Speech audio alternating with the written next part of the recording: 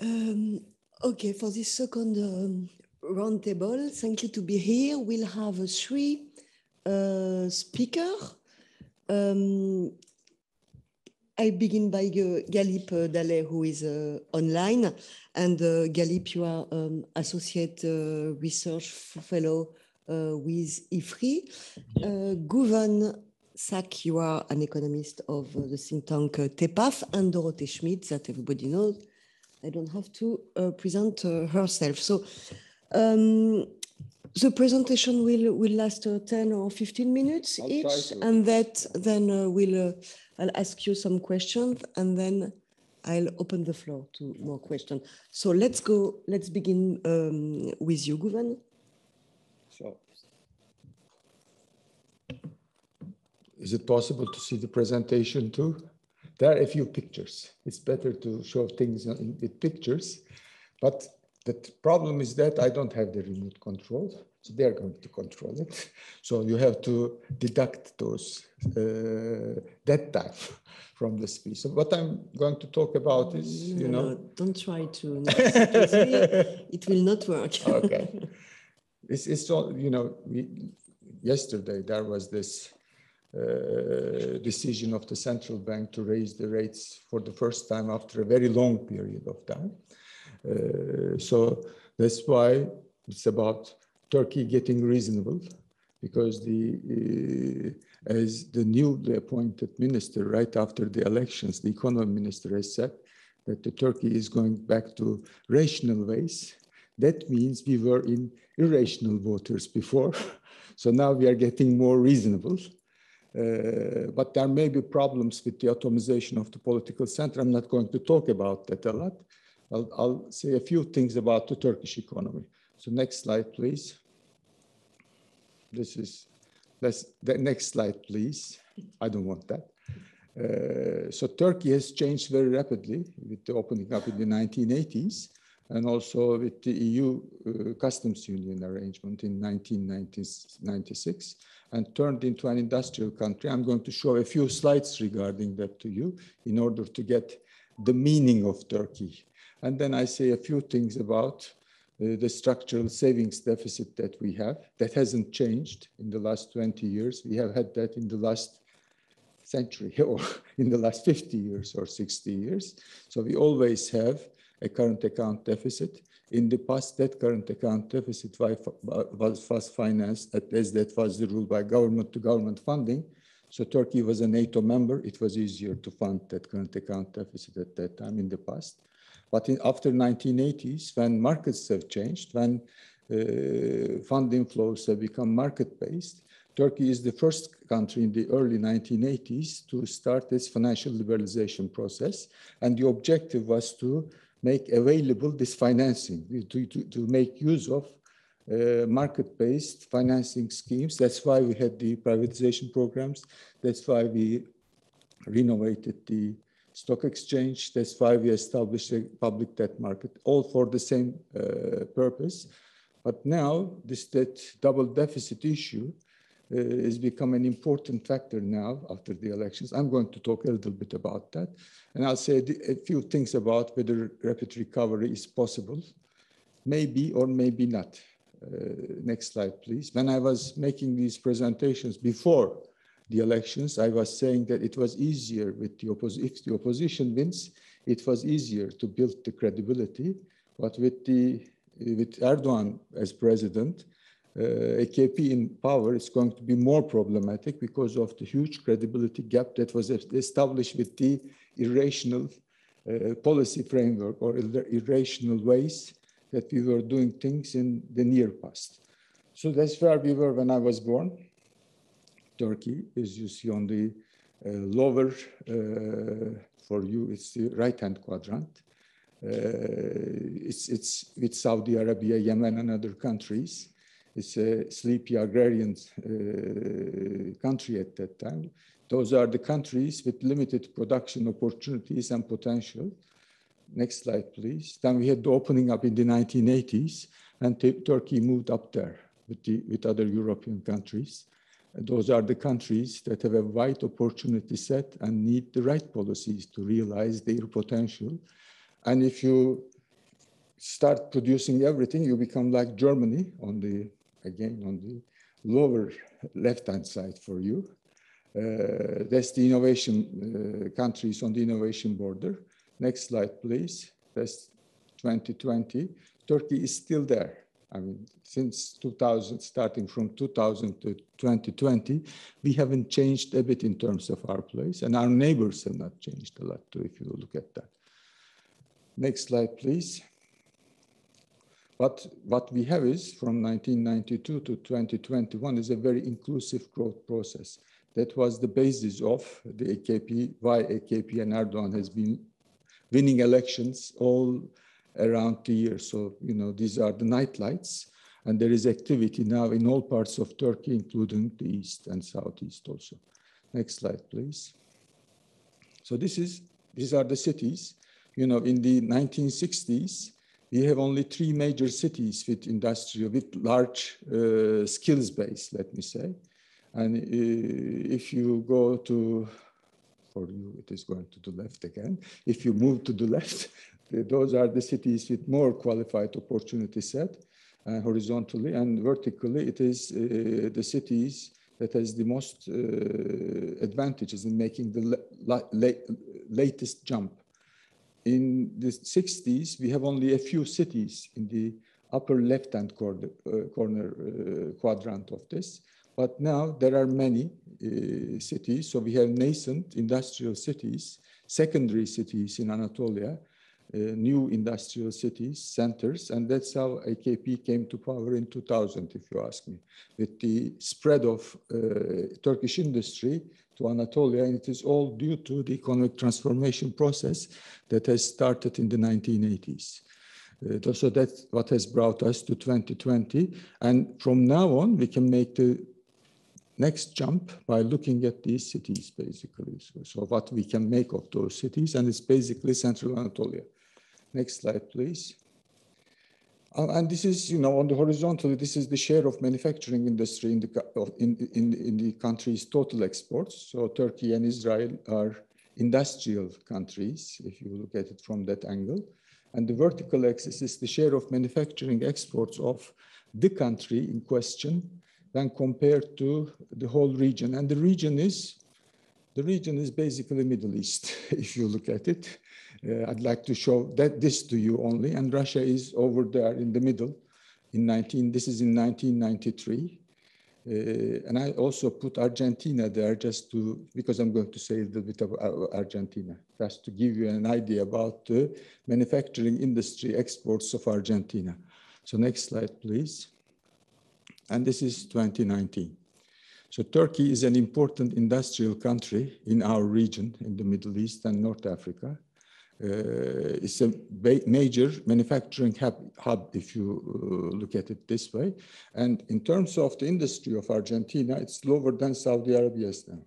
Saudi Arabia's industry, manufacturing base, in fact, is lower than that in terms of its exports potential.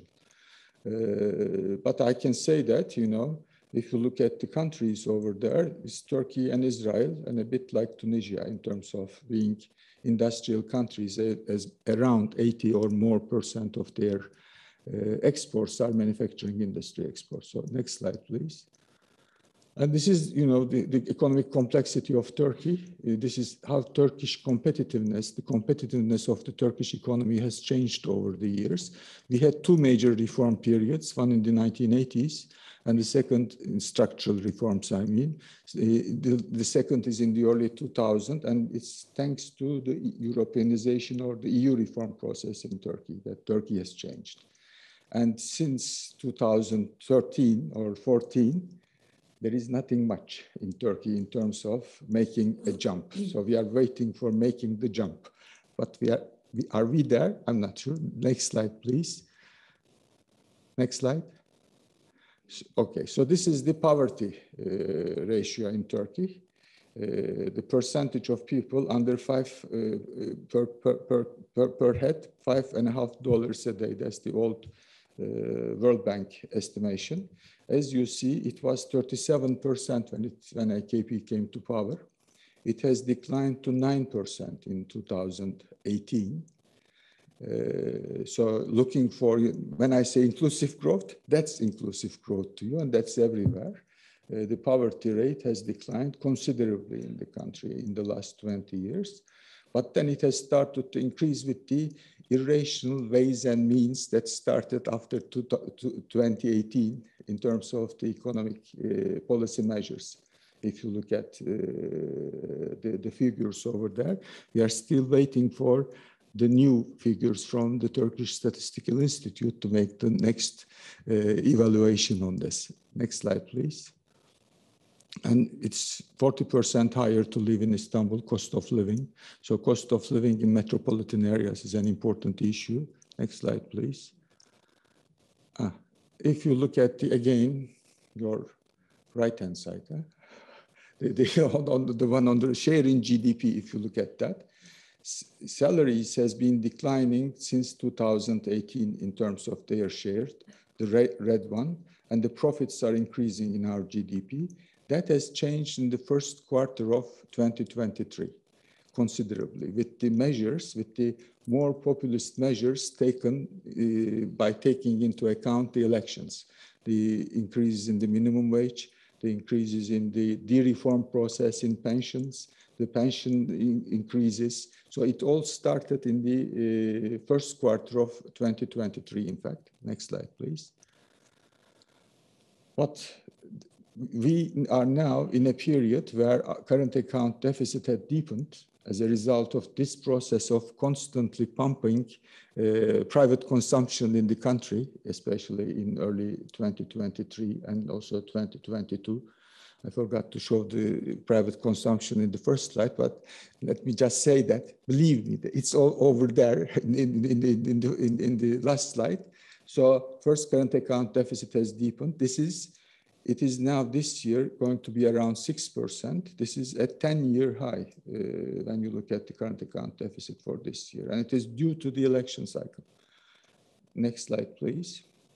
And that's what we are expecting for the budget deficit. All the estimates are now around 5% or 6%, but I was explaining today that what we are expecting is now this year with the promises, the election, if you add all the election promises, when I talk to the guys at the presidential office, that's the figure more or less that I take. It's around 2.2 trillion Turkish liras. Let me tell you the numbers too. And it's going to be either 9.5 or 10%. And this is a 20-year high in terms of the budget deficit, if you look at it from that angle. So that's why this year, turning back the Turkish economy is going to be let me say that, not easy. It's going to take some effort to tidy the things up of the mess of the last 3 to 4 years. So next slide, please. So that's why we now have a problem. And this is the situation with net FDI that's coming into Turkey. It has declined considerably. By net FDI, we take the FDI figure. We take real estate investments out.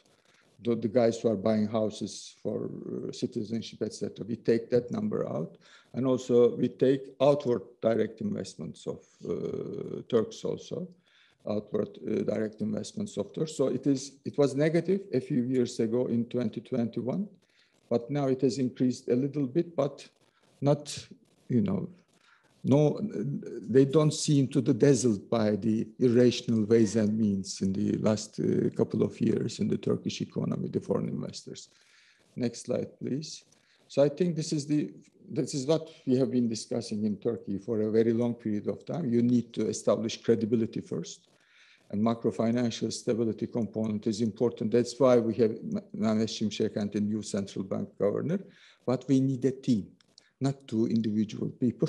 We need a team who are also working in the Turkish bureaucracy, working in the same direction to find a solution to the issues. And there is the need to do things to improve the investment climate in Turkey, not only for the foreigners, but also for Turks also at the same time. So there is a rule of law component, operational problems of the court system, independence of judiciary, separation of powers. All those issues are economic policy issues from now on. And I haven't been discussing the damage the presidential system has done to policymaking in Turkey. And the previous, when you look at the discussions in the previous panel, some of the issues, I think, both in foreign policy and economic policy are related with the fact that by abolishing undersecretariats in our system, in our bureaucratic system, I think we made an enormous mistake, because that was kind of the memory of the public service in Turkey. And we abolished that. That was the major place for making policies. And we couldn't create an alternative to that policy-making capacity inside the presidency throughout in the last 4 or 5 years. So there is the investment climate. And also there is this time, any program has to be social. So you have to treat the wounds, because this is the first time that, Turks faced with globalization, first with the refugees, and then with the pandemic, and then with the Russian war in Ukraine. We faced with rising prices everywhere, from energy to agricultural prices. So I think there is the need for improving our social protection network, and especially for the earthquake zone, there is the need for an arrangement like a universal basic income in Turkey. A first experience, let's say, with universal basic income might be also useful. Next slide, please. I'm going to finish. Oh, okay. So despite everything, the country is in better shape when compared to 2001 crisis. Let me first underline that, because in 2001, a few banks went bankrupt. Companies are still intact this time. Banks are still intact. Domestic debt maturity is still measured in months, in years. In 2001, we are measuring it with months and then with weeks. At that time, it's very short term. It's now in a better shape. Budget looked to be better before the 2023 experience. In terms of this, public debt to GDP ratio is around 27%. So we have room to go, way to go, let's say to 42%. There is no problem regarding that. But now, this twin deficits that we are now facing looks to be a problematic. When there's budget deficit is 20-year high and the other is 10-year high, we have a problem. So let me finish by saying that monetary and it's doable first of time. I mean, this thing in Turkey, this mess in Turkey could be put into order till the elections. It is possible to do it, but monetary and fiscal is not enough. First of all, we need a new narrative about Turkey. What Turkey is about in this region, kind of a new narrative. We don't have that now. And I think custom union modernization is very much important now. So EU is still very important for Turkey, although they don't consider it like that. But EU is important for Turkey because modernization of our arrangement, customs union arrangement, is now decarbonization agenda and a structural reform agenda for the Turkish economy. It's already ready-made. So you only need to implement it as quickly as possible. So let me stop here. Thank you very much, Güven. So we just understand that the economy will be the major challenge of the new.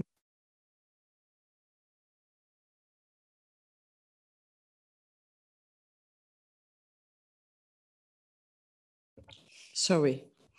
Okay, so can you explain us what will be the new diplomatic ambitions, of this of the new Erdogan? Well, I think we can a bit share the burden between me and Dorothée. So since Dorothée is going to focus on Europe and probably West in the wider sense of the word, I can confine to Russia, Middle East, Ukraine, and then we can go in the questions. First, let me state, historically, the geopolitics was the glue of Turkish-Western relationship. Geopolitics has always brought Turkey and the West closer. And then through the geopolitics, Turkey and the West particularly try to also have an impact or transformative impact in Turkey's domestic politics. In recent years, the geopolitics has become a point of divergence between Turkey and the West. Even when you look at the Middle East, Europe's immediate neighborhood, or Russia, Again, like, historically, the Turkey, the geopolitics in these places brought Turkey into the Western camp in Middle East. If you look at, like, post-World War II, the Turkey was part and parcel of this Baghdad Pact, which was the pro-Western constellation against the pro-Soviet countries of the region. Even in the immediate, aftermath of the Cold War, Özal was one of probably the most pro-American invasion of Iraq. So he threw his support in an undeniable way behind the U.S. policy, and also the same was the case with Russia. I mean, again, like, let's bring the history a bit into the picture. In 1856, during the Crimea War, after the Crimea War, Turkey joined the Paris Agreement. And that was very important for Turkish elite. And that represented three things. Like, the reason that Turkey really wanted that much to be part of the Western framework or European framework was three things. One of them was the security vis-a-vis Russia, because the Turkey of all major powers, Turkey has the most number of war with Russia. And the Turkey always tried to get different Western countries' support to balance Russia. So the security was first on its table. Second, joining Paris Agreement meant a geopolitical identity. So Turkey part of the concept of Europe. So it's a European empire, the part of the European imperial framework. And third, that also meant grandeur in international affairs, because the European framework back then, the European imperial framework, was the most important table in international affairs. So again, by joining there, that represented also a quest for grandeur. Almost exactly three things was also the reason in 1952 when Turkey joined the NATO. Again, like, very concerned about the Soviet demand for land and special rights in the Turkish Strait, so the security vis-a-vis the Soviet Union. Again, like, having a geopolitical identity, because the NATO was the manifestation of geopolitical West. Again, having the idea of grandeur, because the NATO was seen as the most important table of the international affairs of today. So historically speaking, the geopolitics has brought Turkey and the West together. Now the geopolitics is driving them apart. I mean, just look at the recent crises in Syria, in Libya, in Eastern Mediterranean, the relation with Russia. All these files have been a point of contestation and have been a point of divergence in Turkish-Western relationship. And in my judgment, the future of Turkish-Western relationship will be very much dependent on two key factors. At the time of great power competition, the nature and the future of Turkey's relation with Russia and China will be an important factor. And B, whether the Turkey and the West is going to compete or cooperate in the shared neighborhood with Europe. Because in recent years, the Turkey and many European actors, I mean, I have to use the European actors in a plural sense of the words, because just look at Libya, there wasn't the European position, there was Italian position, French position, German position, etc. So, but overall, whether Turkey and the Europe is going to compete or cooperate in their shared neighborhood is going to be another factor that will define the future of relationship. The good news is that all these crises in the neighborhood has relatively, their severity or intensity has dampened. Again, just, since we are in Paris, me virtually, look at Libya. Libya has been a very active crisis front between Turkey and multiple actors, both at the regional level and European level. It was an area of confrontation between Turkey, the UAE, Egypt, Saudi Arabia. It was an area of contestation between Turkey, France, and Russia. But now, even though no country's position in Libyan war has fundamentally changed, now they decided not to escalate. So de-escalation in Libya actually effectively means the sides refraining from escalating the tension. So not escalating the tension in itself is becoming de-escalation. And recently, if you look at actually the Turkey and its erstwhile rivals in the Middle East, the UAE, particularly the Egypt, particularly, the Libya has become a point of conversation between them to improve their relationship, because in the end, the Libya means different things for different countries. For Turkey, the Libya is part and parcel of also its Eastern Mediterranean policy. In the end, the maritime deal was more about the Eastern Mediterranean than it was about Libya. And the Turkey is unlikely to reverse its course on this one. So whatever country, whatever government is going to empower, they will stick to this policy because that is seen through the Eastern Mediterranean prism. But for Egypt, for instance, Libya is to Egypt what Syria is to Turkey. Because Libya and Egypt are sharing a long border.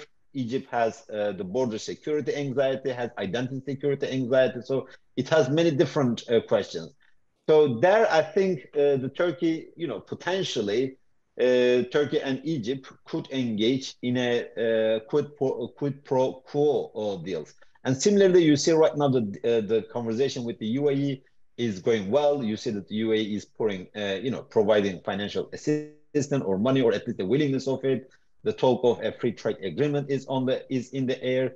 So the Libya is going from being a point of conversation to a point of conversation between different actors. But that has not happened in any significant way between Turkey and the European actors, most importantly Turkey and France.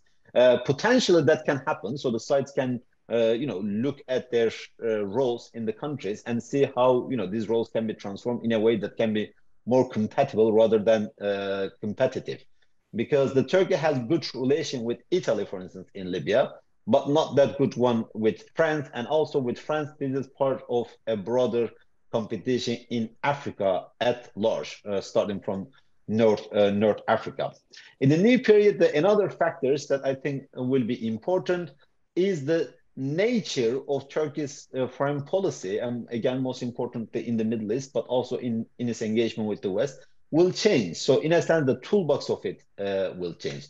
In the last 6-7 years, it was very much the security and military-driven foreign policy. We have seen multiple military interventions in Syria, again in Libya, very close military support in Nagorno-Karabakh, power positioning in Eastern Mediterranean, etc.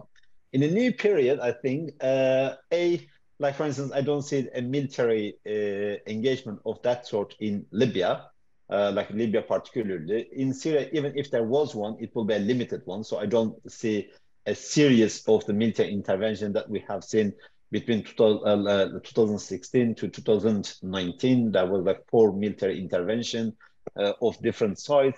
So I don't think that this will also happen, but still, I think in Syria, a limited military incursion is possible, but I don't see any expansive military operation to be on the horizon. And in Nagorno-Karabakh, it was striking that Pashinyan, the Armenian leader, was at the inauguration of Erdoğan in Ankara. So for the inauguration of the President Erdoğan's new term, the Pashinyan was at attendance, and also Aliyev was at attendance. I think that on the Armenian side, particularly, I see more active diplomacy to be on the horizon, and that's to some extent shows us how the impact of Russia has been felt in the post-Soviet space. If the things for Russia was not going that bad in Ukraine, I don't think that the Pashinyan would have been in Ankara. So to what extent the fact that the Pashinyan could come to Ankara, the fact that Armenia did not turn into another Belarus, is the result or the outcome of the things for Russia not going well in Ukraine. Because if one of the concerns in Ukraine would have been, if Russia could acquire a quick victory, I think the post-Soviet space would have had no chance but to turn into another form of Belarus, be it the Georgia, be it the Armenia. Those will be the countries that would have felt the immediate impact. But the same in Western Balkans. I mean, look at right now the concerning news that we are hearing from the Western Balkans. In Kosovo, that we are hearing the rising tension between Kosovo and Serbia. We are hearing the Dodik being again the Dodik in Bosnia being again the separatist agenda coming on the agenda. So and North Macedonia again. So we are seeing the different crisis point or hotspots in the Balkans being reactivated. But if Russia did have a quick victory, that would have meant that actually these hotspots would be much hotter today than we are currently experiencing. And the Balkans, for instance, I see a point of convergence between Turkey and the West rather than a point of divergence. The Balkans has actually been quite a point of convergence between Turkey and the West. Even like, right after the Cold War, that was an area that brought Turkey and the West together. Still, if we see more tension rising in Balkans, that will be a point of conversation and cooperation between Turkey and the West, rather than a point of contestation. So no underlying crisis in Turkish-Western relationship will be resolved. So many of them will remain there. But I think the current team, the current cabinet, means that they will be better managed. You have the new prime minister, you have the Hakan Fidan, who is quite well regarded names by his international counterparts. He just met the Blinken in London this week for the Ukraine recovery conference. You have the new chief of intelligence. Again, someone spending quite significant portion of his time in the US. So soft-spoken, better engaged person. And then the new economy minister, particularly, is a former Merrill Lynch economist with very well-established links with the international financial system. And the same goes with the vice president. So in a sense, the team tells me that maybe the underlying crisis in Turkish-Western relationship will not be resolved. But I think the two things is important. A, they will be better managed, and B, probably will have a better discourse in the relationship. So the better discourse and better management of the crisis, particularly with the US. Like with the US, I see the relationship, the transactional form of the relationship will continue. The sides will transactionally continue with the relationship. They will compartmentalize different file from each other. But at the end of the day, the political realism and political pragmatism will define this relationship, because Turkey is too important for the US to ignore, and the Turkey is playing a major role in almost all important geopolitical realm of today. The Black Sea, for instance, the war in Ukraine is taking place in Black Sea. And apart from Russia and Ukraine, the Turkey is the major Black Sea power. So therefore, there is a need for a better engagement there. The Eastern Mediterranean, if the tension in Balkans, if the flare up in Balkans materializes, or the Middle East. So I think we will see a more pragmatism in this relationship without the underlying tension in the relationship to be resolved. Because fundamentally, Turkey and the US has a different reading of today's international politics and its associated threat perception. For the US, the rivalry with China in particular, but the great power competition forms the overarching framework. And to some extent, the US has the number one anxiety, being the number one in international affairs. It sees the rise of China as threat because another power potentially can claim the position of number one. So the US to some extent has also this what I call the number one anxiety. But neither Turkey nor European countries are not number one anyway. So yes, I mean, they are more closer with the US. Yes, they're part and parcel of the different membership framework. But I think none of these countries has this number one anxiety. So I think with the US, the Turkey and the US are reading the global politics differently, and the associated threat perception that comes with it differently. Whereas for US, the existence of other centers of power is a threat. For Turkey, this is an opportunity. So the great power competition also means that there are multiple centers of power where Turkey can engage in a geopolitical balancing act, or engage for economic diplomacy as well. With Europe, I mean, the membership framework, I will not go much into it. The membership framework has been long gone, but we don't have a functional new framework in the relationship. And I think that's the challenge of the new period. And probably one thing that can be done is a foreign policy dialogue, a much more structured foreign policy dialogue. And finally, let me come to Russia and also the style of Turkish foreign policy. I mean, there was three novelty in Turkish-Russian relationship. First, I think many different Turkish, probably many different Turkish governments would not have joined the international sanctions on Russia. Simply, it's too costly for Turkey, and the threat would be too high for Turkey. And Turkey and Russia has effectively engaged in different conflict zones, in different and sitting on the different sides of the table. And if Turkey joined the international sanctions, if Turkey more or less adopted the Western position, Russia has many ways to make Turkey to pay a cost as well. Like, let me just give an example. If Russia tomorrow kills 3 Polish soldiers, it would not be only Poland that would be responding, it will be NATO that would be responding, because that will be the NATO territory and the NATO soldiers. So therefore the response would not be only Polish, it would be NATO as well. But the Russia kills 36 Turkish soldiers in Syria. There was, like, the condemnation coming from NATO or so the statement of solidarity coming from NATO. But effectively, this affair has to remain as a bilateral affair between Turkey and Russia, because Syria is not a NATO territory. Libya is not a NATO territory. Nagorno-Karabakh is not a NATO territory. So whoever was going to be in power in Turkey would probably have engaged in a geopolitical balancing act on Russia and Ukraine, but probably with a better discourse of making sense of its position.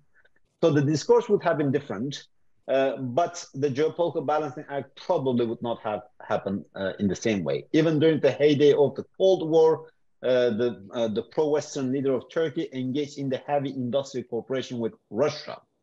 But the 3 things was crucial and novel in the current form of Turkish-Russian relationship. One of them, this relationship went into defense industry. For the first time, Turkey bought a sophisticated defense item from Russia in the form of S-400. Secondly, the relationship went too deeply into geopolitical realm.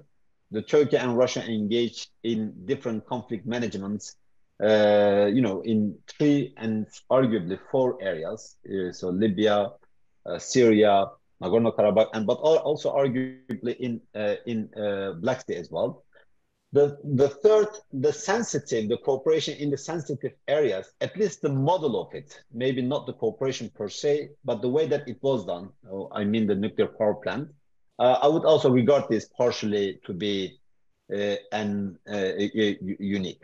In a new period, I do not assume that Turkey will go for another defense item purchase from Russia anytime soon. So I think, as far as I can see, that's not on the table. That will not be on the table anytime soon. The geopolitical cooperation will continue because still Turkey is in Syria, Russia is in Syria. Russia has effectively situated itself as gatekeeper between Turkey and the Assad regime for the normalization talks. So this geopolitical cooperation or the regional conflict management cooperation will continue, but the content of this cooperation has been less prominent than it was 5-6 years ago. Yes, it will continue, but now it becomes less important than it was.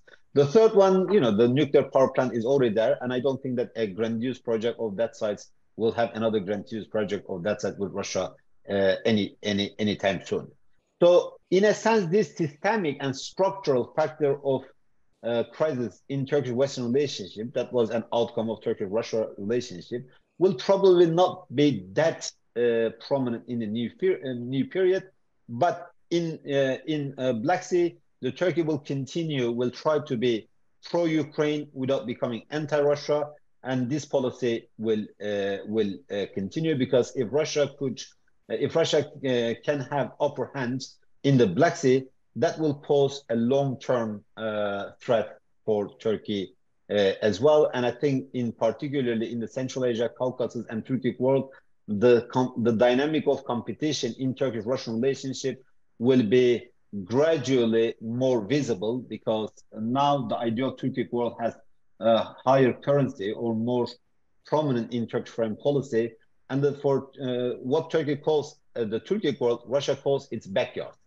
So the more Turkey increases its footprint in the Turkic world, the more Russia will feel that Turkey is increasing its foothold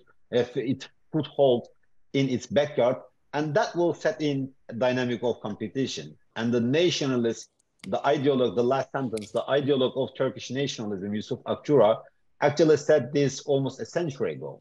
He said, he was trying to come up with different framework to save the empire, and he went through the three different frameworks: Islamism, Ottomanism, and Turkic nationalism. And on the point of Turkic nationalism, he said, if this becomes the overarching framework of the Ottoman Empire, that will probably get the support of the West, because the West will see this undermining the Russian influence. But the Russia will strongly oppose it. And I think that hasn't changed still. Thank you very much, Galip. So it will be, as we understand, business as usual, but with a softer discourse. Dorothée, the floor is yours. Galip, we are just about to stop you. Did you say that I had to deal with the West, EU West, but you talked a lot about the West, in fact. And, really? Yes, Sorry. and when I was just counting, you know, I was drawing small sticks, and the US was mentioned all the time. And the EU, my western part. And the EU very little. So that's the beginning of my presentation. Actually, I don't think it's right now to merge the EU and the US in the Western perspective anymore when you talk about Turkey. I think there's a transatlantic divergence that's in the making, and I think the Turks have a much stronger interest in addressing directly the relationship with the US than to talk to the EU. In other words, I think in a nutshell, I think we've lost some strategic value in the eyes of the Turkish diplomacy. So I'll try to be synthetic because we need to engage with the audience as well. So my first point, I'm supposed to talk about the Turkish challenge to Europe and to France, of course, because we are in Paris. My first point is to say that the Turkish elections were clearly a highlight for all Europeans. They drew massive attention. Arguably, I think in Europe more than in the US at the level of the greater public, the greater audience. And after the completion of the polling, I think Western disappointment was visible in some way, even if it was not expressed that clearly, because basically the Europeans had campaigned for the opposition. I mean, at least the European medias.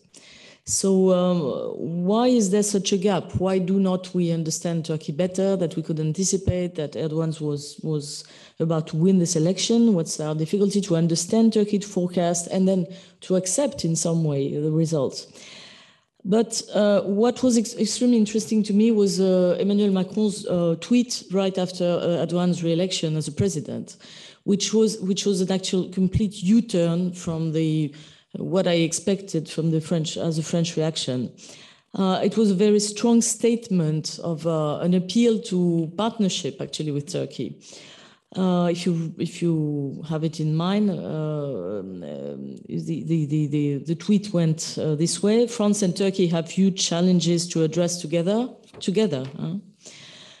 And then the list of issues: the return of peace to Europe, the future of the Euro-Atlantic alliance, and the Mediterranean Sea. And as we discussed it yesterday with my team, very interestingly, these are all issues where we totally diverge with the Turks. So we don't know on what sort of partnership we're going to engage, because it's not going to be so easy.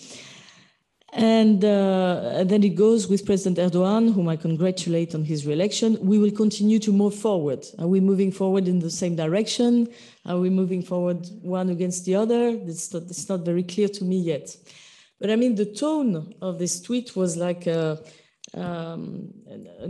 seeing Turkey as an equal, as a challenger maybe, but as an equal partner at least.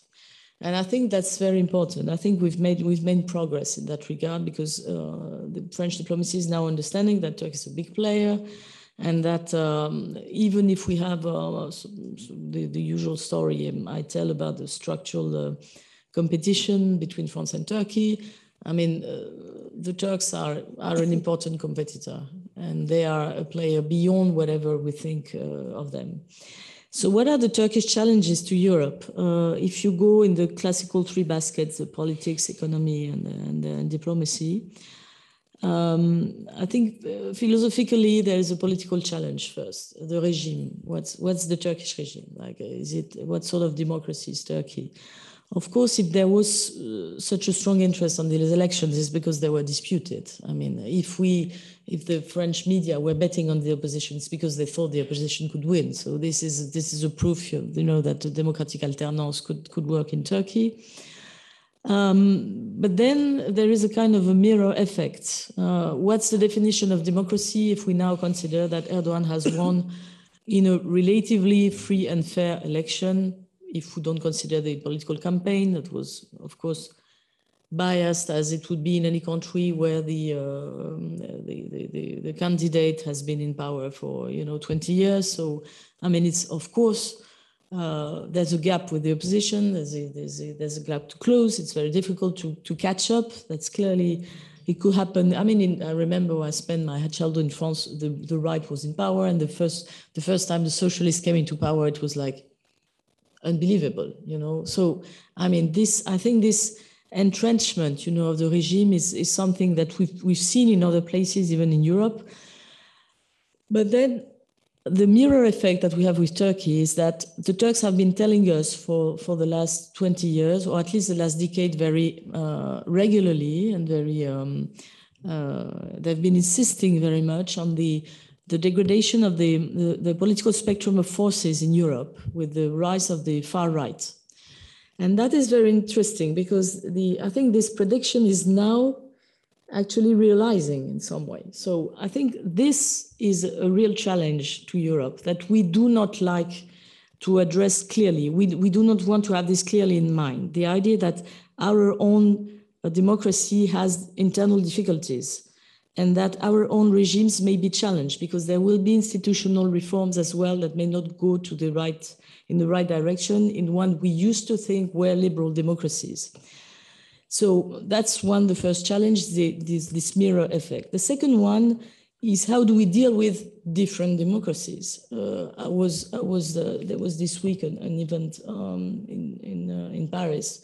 I think this is a very I think I can disclose this because it's not like it's not super explosive. But we had a dinner with the diplomatic advisor of Mohammed bin Zayed, so Anwar Gargash, and somebody asked him how will the UAE work the strategic partnership with France if Marine Le Pen comes into power. And he said, "Oh, we do not have to comment on this. I mean, this is the choice of the French people. I mean, if you elect Marine Le Pen, okay, it makes no difference basically." So that's very interesting, again, because the EU has been lecturing Turkey about democratic standards for the last decade. I mean, since Gezi, since 2013, we keep telling that the Copenhagen political criteria are not met anymore. What is the legitimacy to say this, and what is the efficiency of bringing this on the table if we think this actually erases the leverage we may have on Turkey in any sort of dialogue? So I think we really have a political challenge first, because we've lost, in fact, our sort of attractiveness as a soft power. The soft power of the enlarging democratic zone is not there anymore. We are considered, you said it yourself on Libya when you commented and said, we should not talk about the EU because it's the Germans, the Italians, the French, etc. Okay, so there is no EU as such. I mean, it's very difficult. Again, who do you call when you talk to the EU? Then there's an economic challenge, second challenge. Why are we so worried about the Turkish economy? This is not only a schadenfreude, like, we expect the Turks to collapse and we sort of bet on Erdoğan will lose the election because the economy is doing so badly. But Turkey is part of our economic space in terms of production, financially as well. This is where the lira is so much followed. So we worry about the effects, of course, of the erratic pace of Turkish economic policy on the global system, on the financial system. We also worry about the effects of Turkish economic governance internally for our own firms who do have activities in Turkey. And this discourse, I hear it very regularly when we have economic exchanges with French firms who can sponsor some of our activities. They're very interested in Turkey. They still bet on Turkey on the longer run because they think the basics are there. I mean, the parameters are good. It's the only industrial power in the region. It has a strong state. So everything should be in place to, restart the engine and to go for, the famous double-digit China-like growth that we had in the past, etc. But when is this happening? So people are losing now confidence because we've seen this slowing down of the growth rate, and it's not really picking up as it did in the past. So we have to realize that it was actually also catching up of the economy, and I think it's very interesting now to reflect about the core, the type of growth model that Turkey will have in the future, and to realize that they did campaign on this technological state. The future of Turkey is technology. So we have this super competitive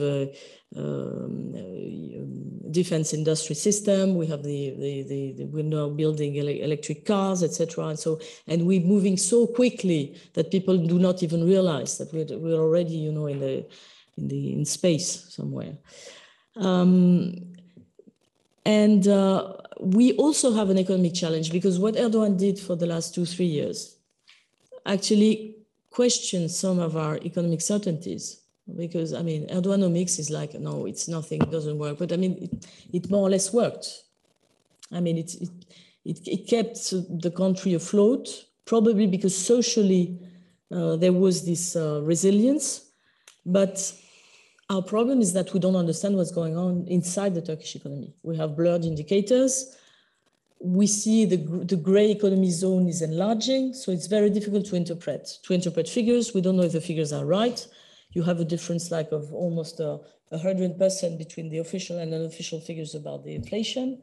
So in fact, we do not understand what's going on in Turkey. And this is also what's worrying because we don't know how to grasp the reality of the Turkish economy. And now that we see, the appointments at the head of the central bank, the Ministry of Economy, and everything's back into place, and the discourse is all about we're going back to orthodoxy, etc. We see the apparently unstoppable fall of the lira. I mean, you raise the rates, and now the lira goes down again. So there's a sort of impossibility to understand what's going on in the Turkish economy. We do not have the resource to reverse this course as well. So that's the economic challenge. And then, of course, there's a diplomatic challenge, last but not least. I think the relationship with Europe was always geopolitically very, very much loaded, even if the EU accession frame was completely technical. It's a kind of legal, technical, the technostructural kind of twinning with Turkey, etc. But in fact, the first opponents to Turkish accession, the beginning, kept saying, it's not European, there's a border problem. Turkey has borders with the Middle East. They have borders with all sorts of conflicts. We cannot import this problem inside Europe. And then there's also the critical mass, like Turkey is too big to be, absorbed in this Europe as it worked or doesn't work. So now these discourses are gaining weight also because there is a worry that Turkey might import the conflicts to Europe.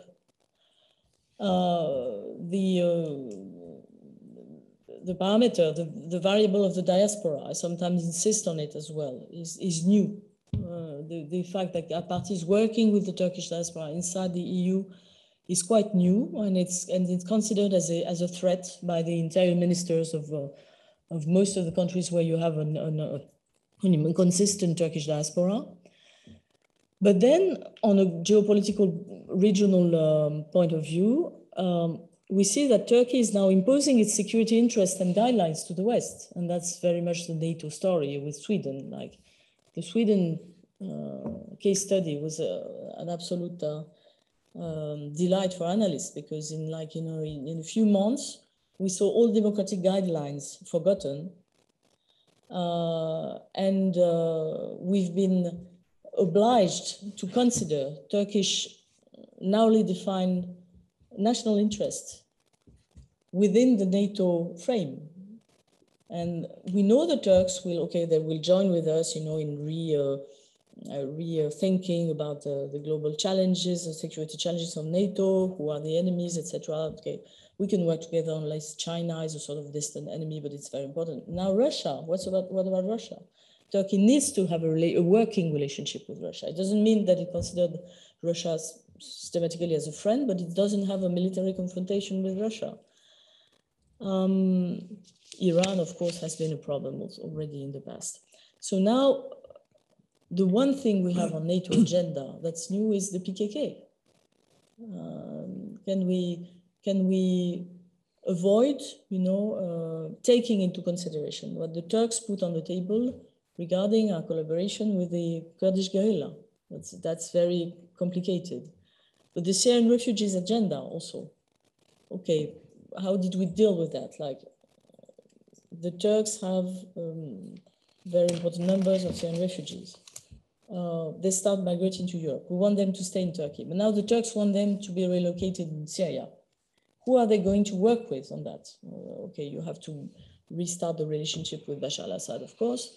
But ideally, you would need to lift the sanctions on Syria in order to be able to rebuild parts of the Syrian territory in order to relocate these people. So probably Turkey can do it with the Gulf countries, the Arab League that has reintegrated completely, fully Bashar al-Assad. But then the EU is marginalized, and we're left with this suspended problem that we are afraid that at some point, again, migrants might cross massively the EU-Turkey border, and we will not be able to do anything because we're not a player in any sort of agreement on that. So to finish with this diplomatic challenge, I'm only wondering whether the EU is still a strategic priority, which is how the Turks used to label it in the past. I mean, for the last 15 years, the EU has not been, the house we want to join. It was a strategic priority. I don't think it's even a strategic priority nowadays. I don't think the EU really makes sense for Turkey. So this is where Macron's tweet is interesting, because this is revitalizing the bilateral relationship as well. And there he knows there were, in the past, before Brexit, there were 3 important countries within the EU, the UK, France, and Germany. Now the UK goes for themselves. Germany is in a relative confusion politically now, so it's more difficult for the Turks to handle probably. And so I think this is why Macron is extending a hand. He thinks he has a chance now to revive the bilateral relationship. And when you think in terms of strategic autonomy, in some way, this is where the French and the Turks meet, all for themselves. They don't want a common strategic autonomy, but they're both working on their strategic autonomy. So to conclude, what do we see coming from Turkey now on all these issues? I think I'm puzzled at the way I see all the Turkish analysts describing the way Hakan Fidan is being received by the West. Like he's very appreciated by the West, etc. Well, this may be true, but I mean, to me, this is a signal by the Turks, just like in the past when all the ambassadors that they appointed to Paris, they made it very clear that they came straight from the MIT. So, appointing the head of the intelligence as Minister of Foreign Affairs is a signal in itself, even if he's a very professional, knowledgeable guy. I think this is the first signal that we received, that we perceived, and that he's a man who's been working very close with Erdoğan as well. So it's very from the very small, narrow kernel of the power. Of course, they look serious, but they do not look necessarily friendly. Then the second point I see is that now the Turks took to Washington, they took to Moscow, and they talk to the global south, as the Americans label it, above our heads. So do we need new channels now? Or should we put in order the ones we already have as EU? We have the accession process, customs union, the refugee agreement. We have all sort of, political dialogue. We have very different sort of channels, and I think we need to have a more strategic view. But now we even have another one, which is the European political community proposed by Macron. And recently I heard a colleague analyst saying that he thought this format was useful because it was a completely transactional format. I mean, it doesn't make sense by itself, but it's a place when it's a sort of marketplace. I mean, you meet or you don't meet when you're interested or not.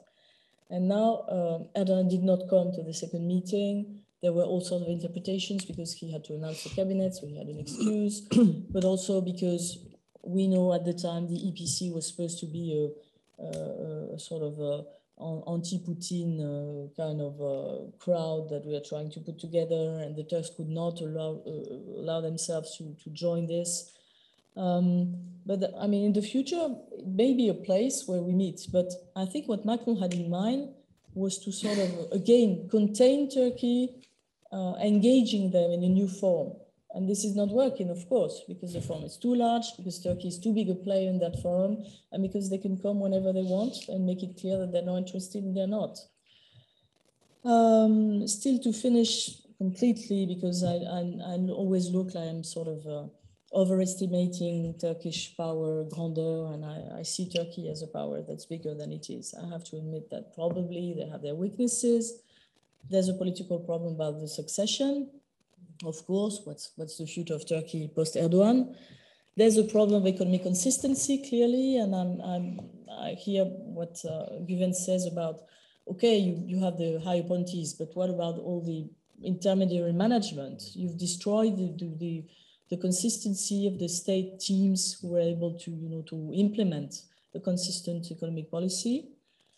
And then in terms of geopolitics, I think the Turks are, in fact, too close to Russia to be safe, because Russia is also a dangerous partner. Thank you, Dorothée. So we have 15 minutes for the questions. So I will ask only one question, and then I let you. I let the question to the floor. I have a question for you, Galip. How would you interpret the announcement of Putin's forthcoming visit in Turkey, which, if it happens, would be the first visit of the Russian president to a NATO country since the invasion of Ukraine? Well, I haven't, I mean, maybe I missed the news. There was the talk of it. I'm not sure whether it's confirmed.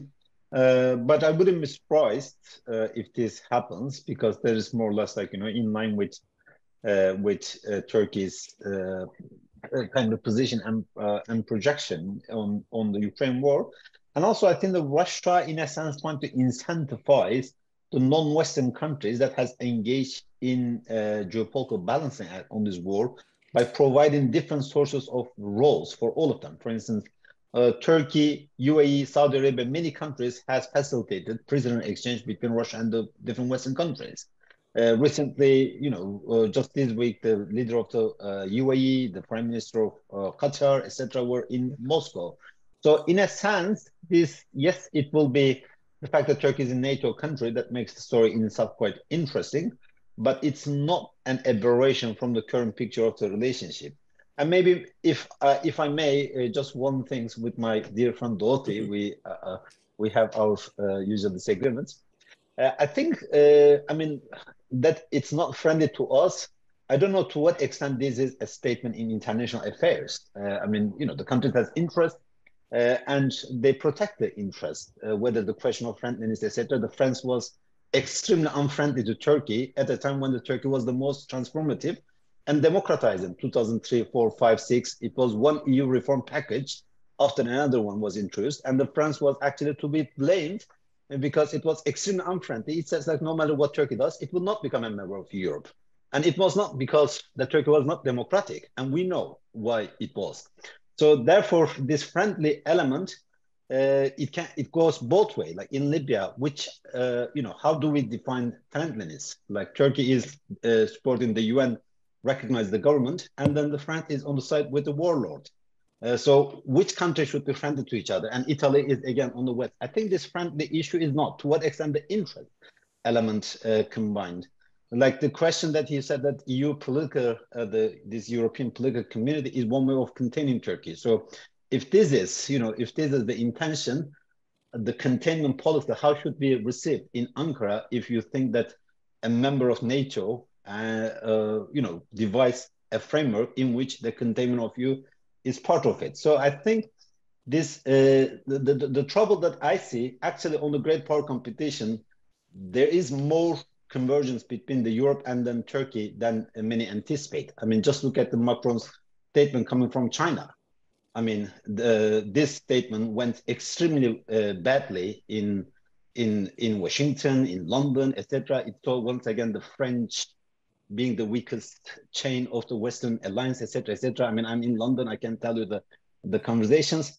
But I think the French also has a right to see that this great power competition, it cannot see this through the same lenses as the US does, because it has different set of interests. So actually the great power competition probably will bring Europe and Turkey closer, because both of them does not see this in the same view that the US wants them to do, particularly when it comes to China. So they're unlikely to go in the same confrontational direction towards China as the US would want them to do.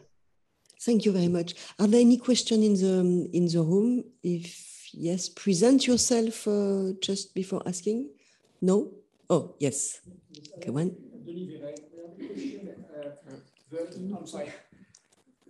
I think that the Council of Europe refrained to express his position or decision on the Kavala case due to the political, presidential and electoral situation in Turkey. So they keep quiet. But they cannot keep quiet longer.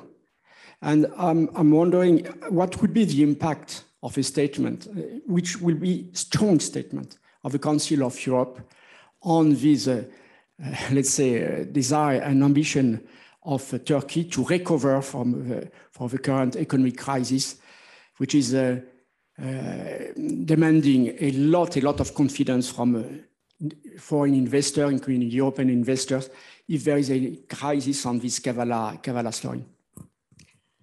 So, should I take another question at the same time? Madame derrière, mademoiselle derrière vous.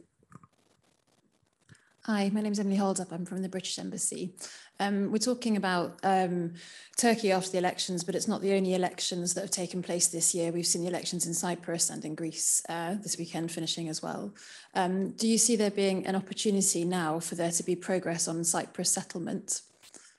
Thank you very much. So who wants to, I mean, I can say a few words. Yes. She also may. Galip may too. You want me to jump in? Go ahead. Okay. Regarding, I think Dorothée has said that, whether EU is still a strategic priority for Turkey. Let me say a few words regarding that first. Around 45% of our exports are going to the EU. So if you add up with G7, this is around 60%. So the industrial transformation in Turkey was due to EU. Foreign investments are coming from the EU. So EU is important for Turkey. And I don't think it's also a kind of a civilizational choice for Turkey that was made so many years ago. I don't think in their right minds, any politician in Turkey, even Erdoğan, can say that EU is no longer a strategic priority for us. Nobody can say. I mean, if there is such a will on the part of our European partners, they have to say that. And then we'll start talking.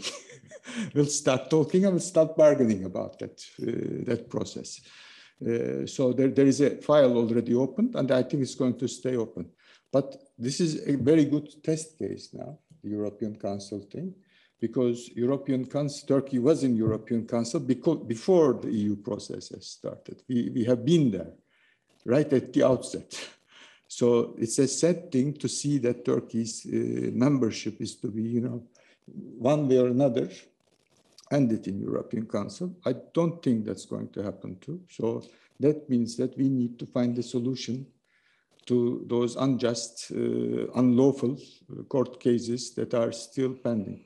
I think Turkey is going to find a solution to that, and very soon. And that's going to be the major test case, whether EU is still a strategic priority for Turkey or not. If we don't do what we need to do, then it means that the Turkish politicians or decision makers in Turkey are saying that EU is no longer a strategic priority for Turkey. Okay, Dorothée, on the two questions we had. So one question was there was one question about Cyprus, Yeah, and what the other one was? What about the Kavala? Kavala. Ah, yeah, sorry, Kavala. I think Güven has answered. So my comment is that I'm very happy to get these reactions from the Turkish colleagues, that they disagree with me, they think we have more interest in common, and we have common stakes. I think that's very important. So I think we both have to put ourselves together, and probably especially the EU, because currently there's such an obsession with the Ukraine and Russia that I think it blurs also the perception of Turkey. Like Turkey is perceived as I say, too close to Russia, which make them in some way a traitor to the Ukrainian cause, etc. So we absolutely do not see the war in the same way. We do not put ourselves in the feet of the Turks, in the shoes of the Turks, to understand why they're trying to build an intermediate space vis-à-vis this crisis. Cyprus is a very strategic issue to follow. I would encourage everyone to keep their eyes on Cyprus in the next months to come. As you realize that Erdoğan made his first visit outside of Turkey, northern Cyprus, sent another minister then. So there were very strong signals showing that, you know, what's interesting is that Cyprus looks small, but it's very strategic, and it's a button that the Turks can press to sort of really shake the EU very easily. And check the Americans as well. I mean, not only the Aegean, but the Cyprus issue clearly. What is at stake, I think, for the Turks there is to show that they can prompt a solution. This is what they want to say, and they've been for this, you know, now. This two-state solution, division of Cyprus, because like it's not realistic anymore to think in terms of reunification of the island. So, you know, it's a problem. We have all these frozen conflicts everywhere in the world, and now we Turks come and we solve them. So now let's be very concrete about Cyprus. Okay, it's never going to reunify. So how do we work on the division? And then what I see is that there is, I think, little maturity on the Western side, because the EU are afraid to be taken as hostages of the Cypriot issue. The Greeks very clearly do not want to be systematically linked to the situation in Cyprus and to be impeded in their bilateral relationship with Turkey because there is this Cyprus issue in the middle. The British never say anything about their own strategic interest in Cyprus. I mean, we've been, you know, digging into the British embassy to understand, to get one statement about Cyprus and nothing. So I'm glad you asked the question to us, but please express yourself as well. We'd be happy. And I think there are also all these fantasies that the Turks are going to annex Northern Cyprus, which I think they absolutely do not need to do, because this would be a very bad legal move, and they don't want to. They definitely don't want to isolate themselves, you know, from the legal, the legitimate crowd in the international relations. I don't know if these visits mean that they will push for division, but clearly it means that they're pursuing their reinvestment of Northern Cyprus. So the partnership with Northern Cyprus is going to be reinforced, I think. And the Turks are now challenging us to see how we react on this. Okay, 2 minutes. Not 2 minutes, just 1 minute about Cyprus. You know, I think the situation in Cyprus now became more complex because there wasn't any talks on any inter-community dialogue on the island since the failure of the Grand Montana talks. So if that starts, and I'm now hearing some good voices or I'm getting some good sounds from both sides, both from the Greek side and also the Turkish side regarding that. If there is any movement regarding that, because all those things about, you know, annexing, etc., has started because no interaction, nothing is happening. But now I think we are in a better stage regarding that after the elections in Cyprus, both from the foreign ministry on the Cypriot side, Greek Cypriot side, and Turkish Cypriot side now also in answer to that. I think we are now we are moving towards a kind of a dialogue, I think, on the island again. Okay. Galip, you'll have the end of the word of the end in 2 minutes. I think that on the Cyprus one, I mean, this visit doesn't have, this is the customary visit. So after the election, the Turkish prime ministers or president now, they visit traditionally to Cyprus and Azerbaijan. So therefore, this has been the case always. But obviously nowadays there is a much more stronger emphasis on those files than it used to be. So at this stage, the talks can start, but I don't think that we are going to see a resolution anytime soon, because also the framework of solving this issue for the both sides is diverging from each other. And unfortunately, the EU is not a factor, is not a positive factor.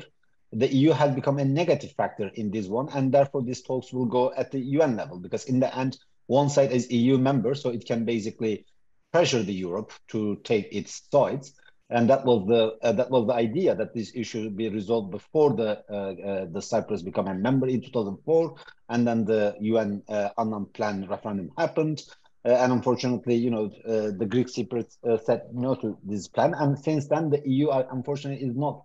So it is a UN-led process. And final remarks on Ukraine. I think the Ukraine story is more nuanced than it is in many European capitals. I mean, the US, Poland, UK, and Turkey was the early on countries that provided weapons to the Ukrainian side early on, way ahead of France, way ahead of Germany. And then the Ukrainian probably will have a different story than you hear the story in Berlin and Paris. So the Ukraine story is more nuanced than it can fit into the black and white categories. And very final remarks. I think what I said previously, this great power competition is really key for the future of Turkish-European relationship.